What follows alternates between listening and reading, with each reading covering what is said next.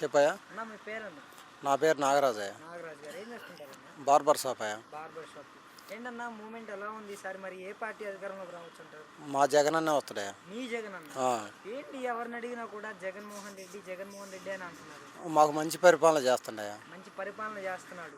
మరి ఈసారి చంద్రబాబు నాయుడు గారు అధికారంలోకి రాబోతున్నారని టీడీపీ వాళ్ళంతా చెప్పుకుంటున్నారు కదా. ఎంతోమంది ఎన్నో చెబుతారయ్యా. ఆ, ఏది రాదు, టీడీపీ రాదు, జనసేన రాదు, మాకు వచ్చేది వైఎస్ఆర్ పార్టీ. ఓకే, మరి ఇప్పుడు సర్వేలు కూడా చెప్తున్నాయి ఈసారి ఎట్టి పరిస్థితుల్లో అధికారంలోకి వచ్చేది టీడీపీ అనేది మాట్లాడుతున్నారు కదా. ఇవన్నీ చెప్పుకోవటానికేనాయా, వచ్చేది మాత్రం జగనే. వచ్చేది మాత్రం జగనే.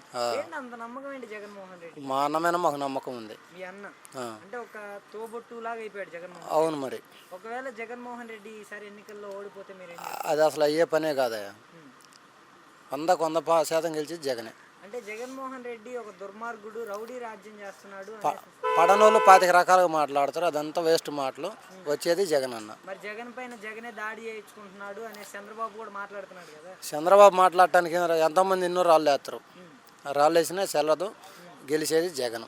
ఫైనల్గా జగన్మోహన్ రెడ్డి గారికి 170 స్థానాలు, ఎన్ని స్థానాలు రావాలి? ఏదైనా 100 పైన వస్తాయి ఏదైనా 100 పైన. పక్కా. Okay, thank you.